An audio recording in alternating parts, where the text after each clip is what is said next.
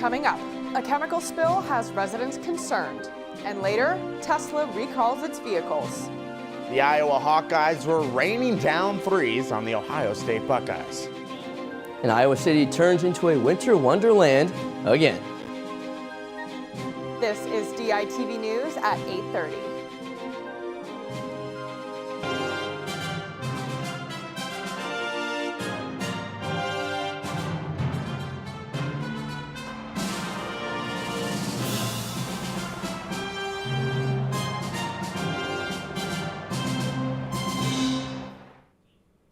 Good morning, and thank you for tuning in live to DITV and KRUI 89.7 FM. I'm Abigail Kurten. The University of Iowa's 5-year plan to upgrade the residence halls has been drawing students' attention on campus. Based on research and feedback from students who have experienced living at the residence halls, the UI Housing and Dining plans for remodeling and modernizing Hillcrest and Burge residence halls and selling Mayflower for a new residence hall on the east side of campus. The new residence hall is expected to provide not only easier access to the central campus, but also to the communal dining halls at Burge and Catlett. Residents are frustrated after a train carrying toxic chemicals derailed in East Palatine, Ohio. DITV Assistant News Director Julia Richards has more. I want to hear that my creek is going to be clear. I played in that as a child. I went through those tunnels. I want my town safe. East Palestine residents are concerned for their safety after a train crashed and spilled toxic chemicals earlier this month. The train burst into flames and nearby residents were forced to evacuate. State officials have said the drinking water is safe, but residents are worried about the lingering chemical threats. Liquid vinyl chloride, one of the chemicals carried by the train, has been linked to an increased risk of cancer in the liver, brain, lungs, and blood. The Environmental Protection Agency stepped in nearly 2 weeks after the derailment. The public deserves transparency. The public deserves to have the latest information. And so it's our jobs as the federal government to hold this company accountable, and I promise you we will. Authorities are still investigating the cause of the disaster. From the University of Iowa, Julia Richards, DITV. 4 people hauled an inflatable bunny away from its home early yesterday morning. The bunny, named Bertha, was stolen from her home on the 200 block of the pedestrian mall near the Iowa City Public Library and Brett Garden. Iowa City Public Safety tweeted photos of the thieves and kindly asked for the bunny to be returned safely. Bertha is one of 6 bunnies that are part of a famous international art installation. But luckily at 6 p.m. yesterday, Iowa City Police tweeted that the bunny had been returned and she'll be back on the Ped Mall sometime later today. Now, AJ, the weather yesterday was definitely less than ideal. What should we expect for this weekend?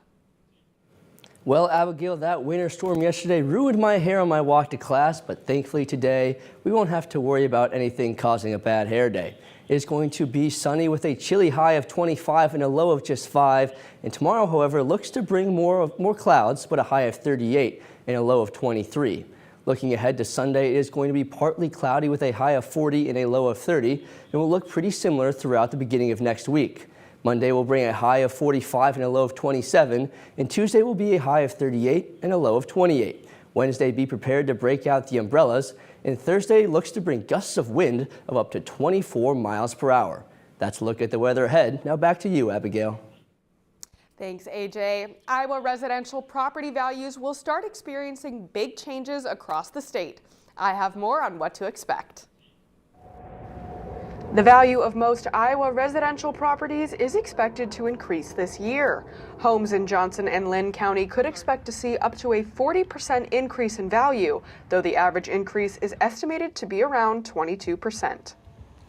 According to the White House, this follows a national trend over the past year as the Case-Shiller U.S. National Home Price Index has risen by 16.8%. College students will likely also feel the effects as rent and utility prices are expected to increase as well. A lot of college students, even graduate students, are tenants of apartments. So that increase in value also affects rent because the landlord is going to be required to possibly ask more rent to cover their taxes. With 51% of UIowa graduates staying in Iowa, the Career Center recommends negotiating your salary to reflect your desired quality of living. Well, if you're looking at your quality of life there and you really don't think that amount of salary can meet your quality of life, then those are the conversations where you have like, hey, I looked at these things, I did all my research, and in order for me to live there comfortably, this is the salary that I think I deserve and, would help me the best. For more information, reach out to the Johnson County Assessor at 319-356-6078. Tesla's self-driving cars are now being voluntarily recalled by the company. The National Highway Traffic Safety Administration said on Thursday the system allows vehicles to travel in an unlawful and unpredictable manner and pointed out the insufficient adherence to traffic safety laws. The safety agency revealed that Tesla agreed to the voluntary recall, but did not agree to regulators' analysis of the technology and said that it would investigate further on other problems related to the technology. Now let's send it over to Michael Merrick with DITV Sports.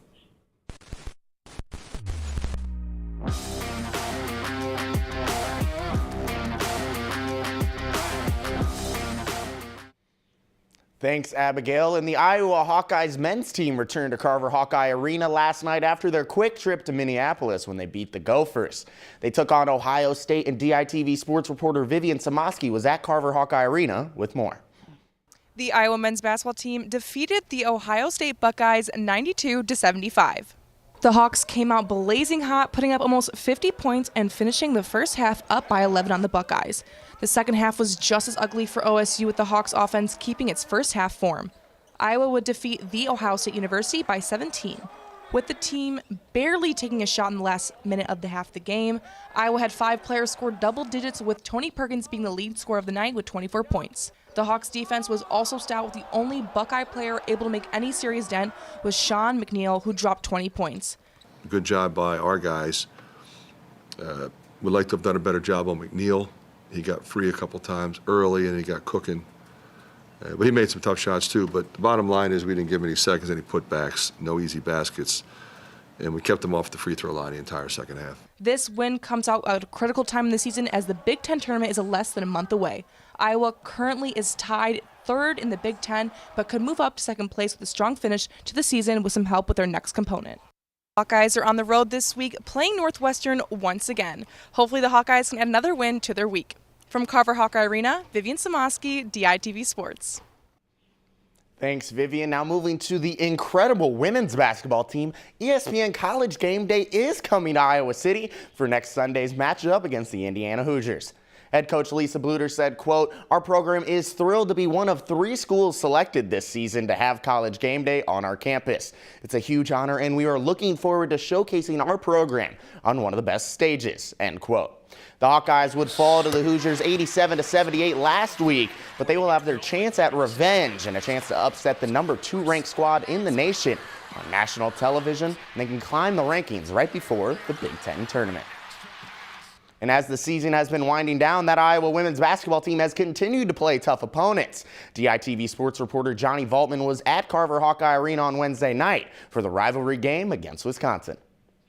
With 4 games remaining in the regular season, the Iowa Hawkeyes hosted rival Wisconsin on Wednesday night, looking to sweep the season series. While Iowa is second in the Big Ten and Wisconsin second to last, the Badgers came out ready to put on an upset. The first quarter saw Wisconsin hold an early lead with sharp shooting and stout defense, but the Hawkeyes woke up and started attacking the paint. Kind of something we've talked about the last few days is like, these are the games that, you win a Big Ten regular season title. And if you don't take care of, every single game, you don't have the chance to, hoist the trophy at the end of the regular season. The Badgers' fierce nature didn't intimidate the Hawks, as they would end the first quarter with a 10-point lead and keep it strictly business.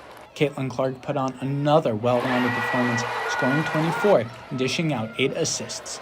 The post duo of Monica Sonano and McKenna Warnock had their way down low. Together, they combined for 35 points and hauled in 9 rebounds. Hannah Staluki's 9 points and 7 rebounds off the bench fueled another great showing of Iowa's depth. We're going to need everybody down the stretch. Anything could happen at any time, and so it's really good to see that confidence, that maturity kind of grow, and obviously it's just, we love them, so it's so fun to see them get in, get their time, and get to shine in front of all the fans at Carver. Iowa accomplished their sweep of the Badgers with another stomping 91-61 win. The win also helps the Hawkeyes continue to control their Big Ten regular season championship hopes. The Hawkeyes will now travel to Lincoln on Saturday in hopes of another season sweep against another rival, Nebraska. From Carver Hawkeye Arena, Johnny Valtman, DITV Sports. Thanks, Johnny. And keeping it on the court, but going back to the men's squad, it's known that Iowa men's basketball, well, that's a family tradition. And DITV sports reporter Sarah Gala tells us more about what will be upcoming with Price Sanford committing and how it'll be to be back on the court with his brother Peyton in the near future. From the previous Keegan and Chris Murray duo to the current Connor and Patrick McCaffrey duo, the next brother duo to be on the Iowa men's basketball team is Peyton and Price Sanford. Peyton joined this team last season and currently is a sophomore. He is more than thrilled to be able to play with his own brother next season at the collegiate level. I talk to him pretty much every day. I'm really looking forward to the summer. We're both taking care of business right now, but we're ready to go. The main reason why Price committed to Iowa is because he thought the campus felt like home. He had offers from Clemson, Seton Hall, Drake, Washington State, and Nebraska. To this basketball program, family is very important, and head coach Fran McCaffrey is more than thrilled for Price to join this team. I think it says a lot that, Price wanted to come, knowing the experience that his brother had. He's been great in all areas. These two brothers have played together during high school, so this will not be their first time on a team together. And fans just can't wait to see this duo play with one another on the court.